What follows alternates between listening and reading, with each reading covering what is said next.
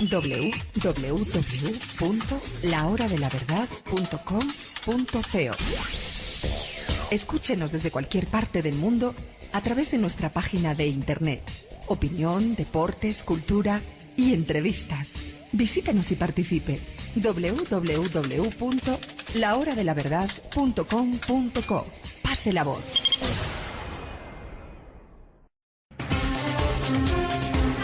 Metal Deck de Acesco, el entrepiso que se adapta a todo tipo de estructura en una presentación de Al Oído.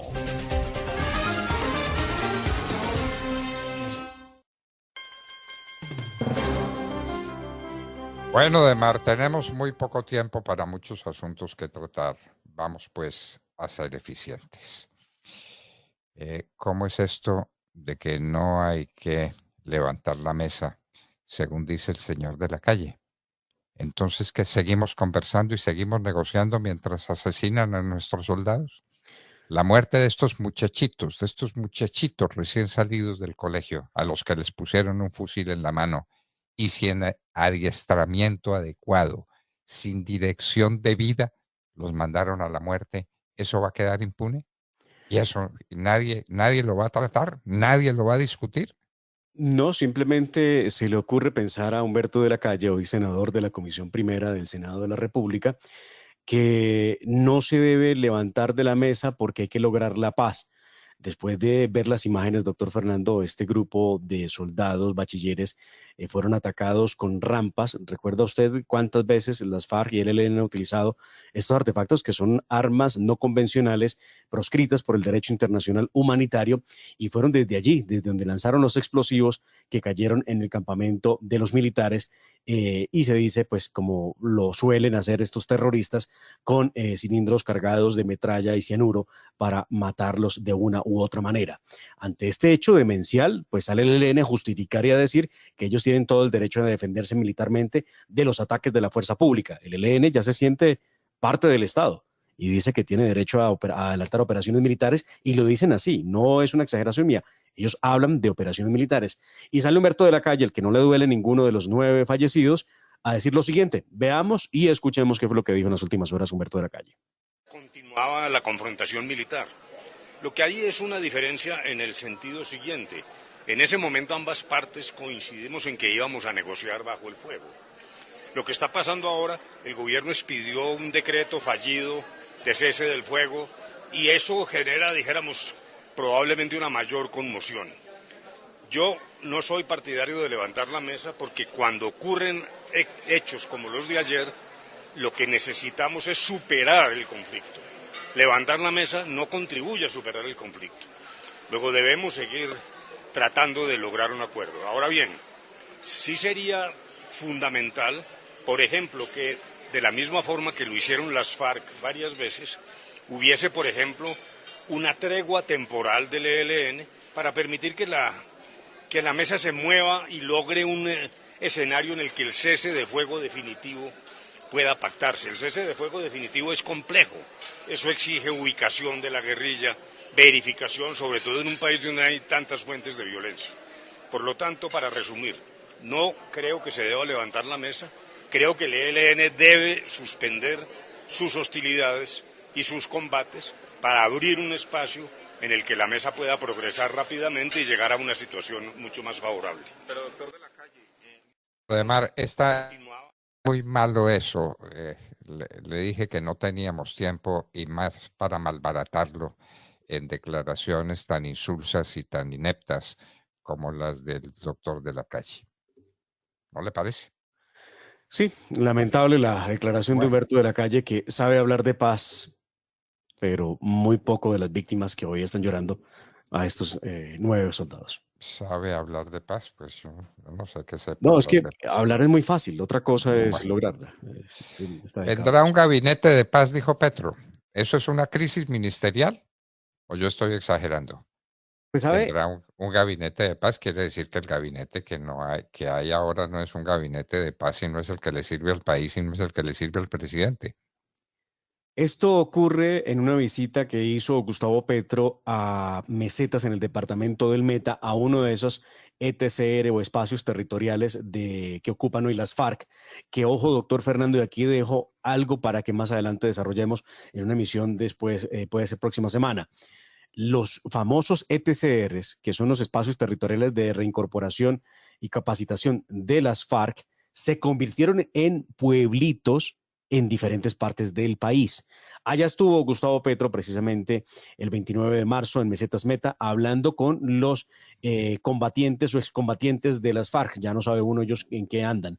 Lo cierto es que allí anunció esto que tiene que ver con transformar el gabinete en uno de paz. Escuchemos. Danilo, vamos a separar las tareas, ojo, porque nos estamos colapsando. Hay unas tareas para construir la paz de ahora en adelante con los grupos que aún subsisten. Y hay que tener unas tareas para implementar la paz ya hecha. Son dos tareas diferentes. Por tanto, habrá que separar funciones. Vamos a poner una persona encargada en lo segundo, que es la implementación de todo el proceso de paz con la FARC antigua. Vamos a transformar el gabinete, lo dijimos en un consejo de ministros hace ya más de un mes, en un gabinete de paz. ¿Listo? Un gabinete de paz. ¿Qué diablos será un gabinete de paz? ¿Será que se logra un gabinete de paz ahora que tanta falta le hace mayoría en el Congreso? ¿Será que ese gabinete lo van a conformar miembros de la U, del Partido Liberal o del Partido Conservador? Dejo la pregunta porque uno nunca sabe. Puede que nos dé la sorpresa de un gabinete de paz. Bueno, ¿qué pasó finalmente? ¿Siguen insistiendo con la reforma a la salud o eso quedó ya hundido? Con las declaraciones del Partido Liberal, del Partido de la U, del Partido Conservador. ¿Ya con esas posiciones no quedó eso definido? ¿Seguimos insistiendo? Seguimos insistiendo, doctor Fernando. Ayer, para sorpresa, la ministra Carolina Corcho anunció que van a trabajar en el diálogo para llegar a concertar. No entiendo, duraron meses concertando, no concertaron nada porque la molestia del Partido Liberal, del Partido Liberal, del Partido de la U y del Partido Conservador era que precisamente no hubo nada de lo que acordaron durante inútiles conversaciones que llevaron un par de meses. Y bueno, ella ya con un tono conciliador dice que la idea es llegar con una reforma que a todos les convenza y que sea por el bien de Colombia. E insisten en que van a tramitar la reforma, pero lo que nos cuentan muy al oído es que la estrategia ya no será hablar con los jefes de los partidos, sino hablar con cada uno de los congresistas para poder afirmar o tener los votos en la mano. Y ese hablar, pónganlo ustedes entre comillas, obviamente, porque yo supongo que hay unos cuantos potes de mermelada listos para eso. Pero la ministra Corcho va más allá. Escuchemos qué fue lo que dijo en las últimas horas respecto a quién es el responsable de que se cayera la reforma. Debo decir, hay un ambiente en este momento en el país de dirimir esta discusión en los medios. A mí me parece preocupante y peligroso que Colombia esté sometido a un estado de opinión donde mediáticamente se decide si un proyecto de ley se presenta, se tramita, no se tramita o no. Qué horror.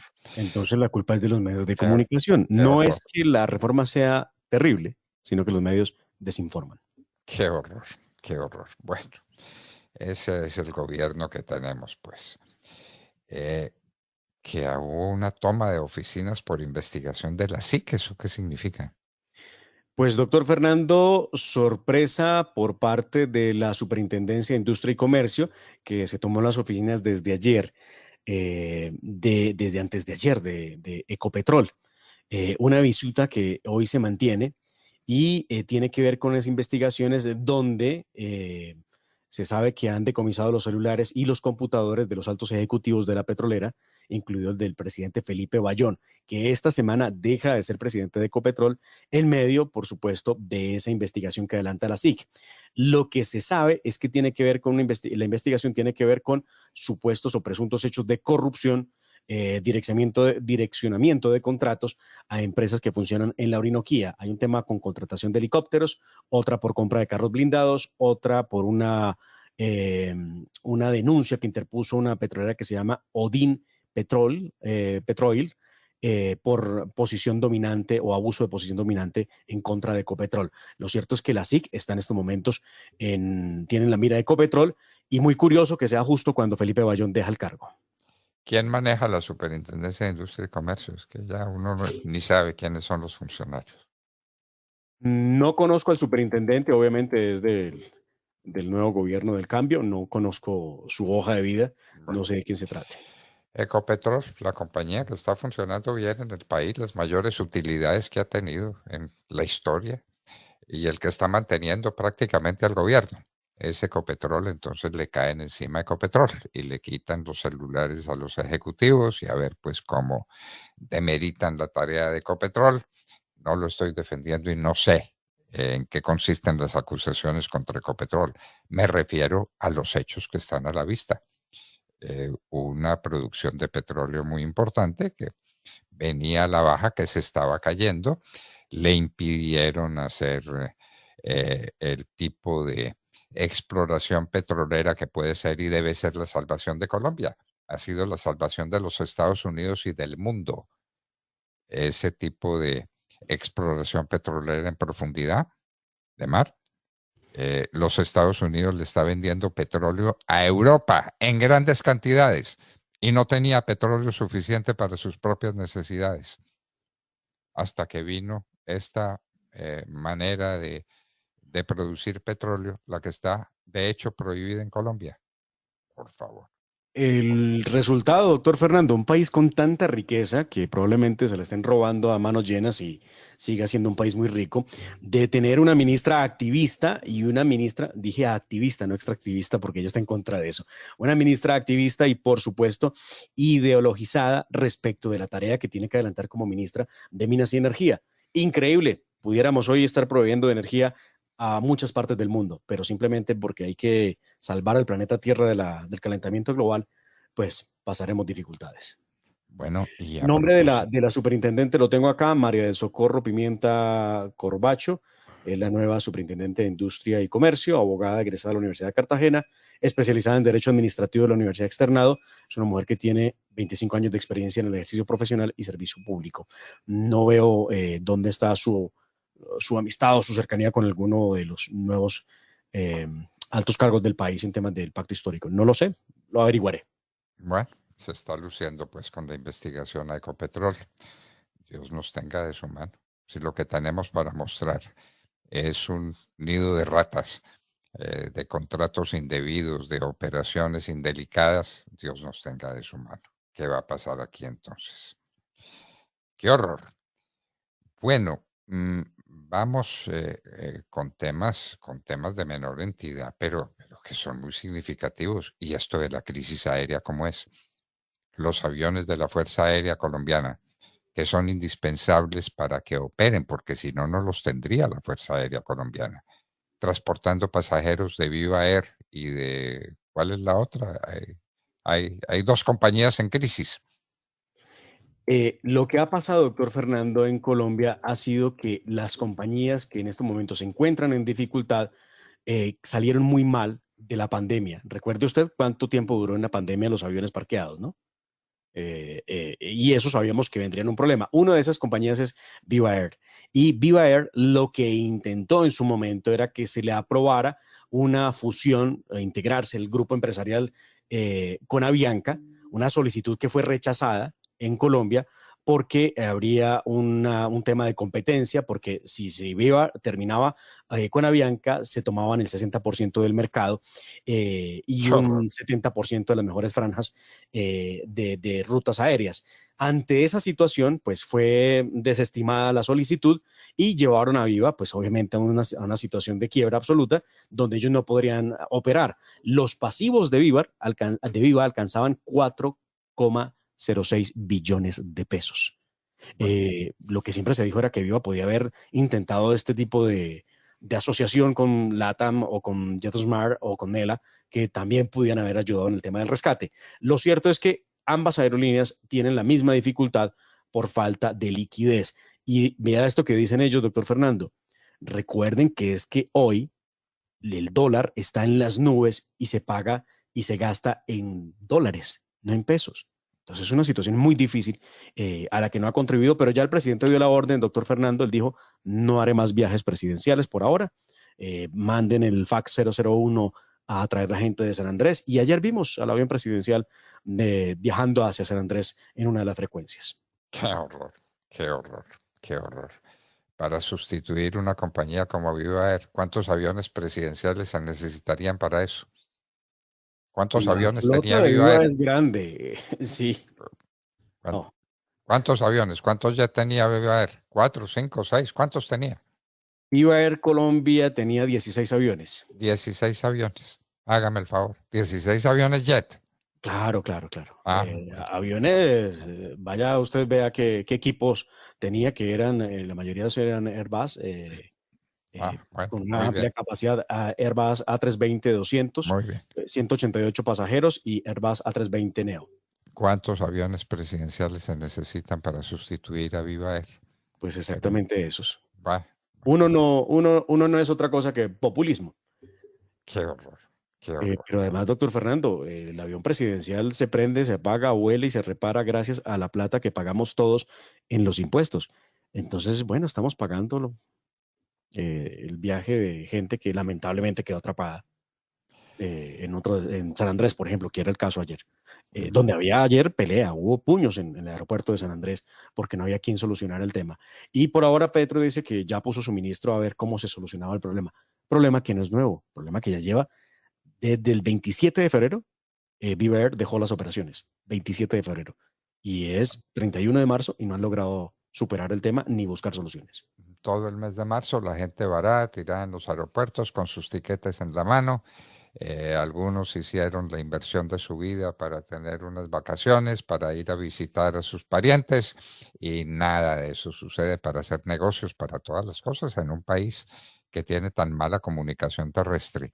La comunicación aérea es vital, vital. En ningún país de América es tan importante la comunicación aérea como en Colombia. En Colombia, 3 cordilleras. Hágame el favor, hágame el favor. Y las carreteras que hay para... 2 aerolíneas, Viva Air y Ultra, en una situación que ha puesto en dificultades a miles de pasajeros en Colombia. Muy bien. Pero el gobierno del cambio sigue Bueno, anunciando que no hará nada por ahora. muy bien. Estábamos preocupados que porque había habido un atentado contra Francia Márquez y que por eso ella montaba en helicóptero. Sí, claro, porque ella tiene pruebas de que eso iba a ser algo contra ella. Lo cierto es que el fiscal general de la Nación, Francisco Barbosa, aseguró que se adelantaron las investigaciones por las amenazas contra el vicepresidente Francia Márquez, incluso por el supuesto artefacto explosivo que fue abandonado en una ruta de las que cumplía la funcionaria en el departamento del Cauca, donde antes vivía su familia, y que motivó el uso del helicóptero. El resultado de las investigaciones dejó, al parecer, en evidencia que no era un explosivo, aunque sí hay una persona capturada por el hecho, no era un explosivo el que se había instalado. Entonces no hubo atentado, pero ella sigue yendo en helicóptero, duélale al que le duela. Está muy bien, está muy bien. Y Por de ahí malas está, se le pueden demandar, dijo ella. por ahí está circulando un video donde dicen que la señora Francia Márquez tiene una casa o un apartamento en la Florida y que está instalando unas cerámicas italianas especiales en el piso de la casa. Eso están diciendo. Eso están diciendo. Ya empieza a circular pues toda clase de noticias que no tienen mucho que ver con la eficiencia del gabinete y de la gente que está alrededor de Petro, sino precisamente con su honestidad, con su transparencia, que es lo menos que se le puede pedir a un gobierno. Bueno, van a llamar al ministro de Defensa a declarar en el caso Catatumbo. Me parece perfecto. A ver que el ministro de Defensa explique. Esto no está con decir simplemente que los del ELN son unos bandidos. Pues claro que son unos bandidos. Pero ¿cómo se les hace frente y quién les hace frente? ¿Cómo es El fiscal, posible que a un señor, pelotón de soldados los sorprendan a todos dormidos? ¿Dónde estaba la vigilancia? ¿Dónde estaba la táctica que estaban utilizando esos muchachos? Y el mando militar no dice una sola palabra. Y mataron 7 muchachos y 2 suboficiales. suboficiales. Qué horror. El fiscal general vuelve a hacer noticia esta vez porque anuncia que llamará al señor ministro de la Defensa para declarar en el asunto del asesinato cobarde por parte del ELN a los miembros del ejército. Pareciera que la única directriz que hubiera en Colombia respecto de las Fuerzas Armadas es no atacar a los insurgentes, a los terroristas. Y sobre todo, y digo yo, mucho menos si se trata del ELN, que está hablando de la paz y quiere hacer parte de la paz total. De la paz total. ¿Dónde están los del ELN ahora, Demar? Ahora mismo para Cuba. No, para Cuba van, pero ¿ya están en Cuba? No, que sepan, no, doctor Fernando, debo suponer porque terminaron las conversaciones de México y las delegaciones se desplazaron en caso de los que no hacen parte del ELN, están en Colombia, entiendo yo, y los del ELN pues debieron haber tomado ya rumbo a Cuba o se habrán quedado un tiempito más en México. No lo sé. Mejor dicho, no sabemos dónde están. No lo sé con certeza. Bueno, muy bien. Lo que sabemos es que están por cuenta de los colombianos. En quién sabe qué hotel están. Debe ser un hotel lujoso como el Humboldt. Bien, cómodos, esperando a ver qué pasa y diciendo que no les gusta el proceso de paz y que ellos harán lo que les da la gana en esa materia. ¿No? Bueno. Pues sí, es lo que han dicho de frente. Y finalmente que los alcaldes están preocupados por la seguridad en el país. Pues faltaba más que no. Y ahora en Semana Santa, ¿cómo le parece? En Cúcuta ya pusieron retenes. Vamos a volver a la época en que las carreteras estaban vacías por cuenta de los bandidos y de las pescas milagrosas. Yo creo que no vamos a volver. Creo que estamos en esa época, doctor Fernando. En el departamento del Caquetá, los terroristas de las FARC carnetizan a los ciudadanos para que ellos puedan desplazarse entre uno y otro municipio. En Cúcuta, en el departamento de norte de Santander, ha habido retenes de los terroristas del ELN que individualizan y preguntan quién es la persona que se va movilizando, a dónde va, como si fuera el Estado cuando hace control militar o policial en las calles y en las carreteras. Y en el Bajo Cauca antioqueño son los criminales del Clan del Golfo los que hacen los retenes. Eso es lo que pasa en Colombia y en el Chocó ni se diga cómo está la situación de orden público, lo mismo que en el Meta, por supuesto, y en el Huila, donde las FARC sigue a sus anchas. Bueno, muy bien. Esa es la situación. Volvemos a invitar a la gente para esta Semana Santa al recogimiento, a la oración, que esto no sea motivo de francachelas y de fiestas y de manifestaciones paganas. El jueves y el Viernes Santo tienen que ser momentos muy especiales en la vida de los cristianos. Elevemos el corazón a Dios, Demar, y esperemos que las cosas transcurran mejor que como vienen. Así pues, finalmente debo hacer una referencia personal de gratitud a quienes me han manifestado su dolor por la muerte de mi hermano Guillermo Alberto, un buen ciudadano que ha ido a la casa de Dios. Entonces, hasta el próximo lunes, ¿no? Sí, señor. Hasta el próximo lunes, cuando tendremos mucho que contar, porque ya tendremos más o menos la ruta de lo que hará Gustavo Petro para lograr tener mayorías en el Congreso de la República. Esperemos que la semana de reflexión sea de reflexión y no de mucha mermelada. No habrá Congreso la próxima semana. No habrá Congreso, por ahora es lo que han dicho desde la mesa directiva. Muy bien. Bueno, queridos amigos, entonces hasta el próximo lunes, lunes santo. Sí estaremos con ustedes, como siempre, desde aquí, desde la hora de la verdad. Regresaremos, Dios mediante.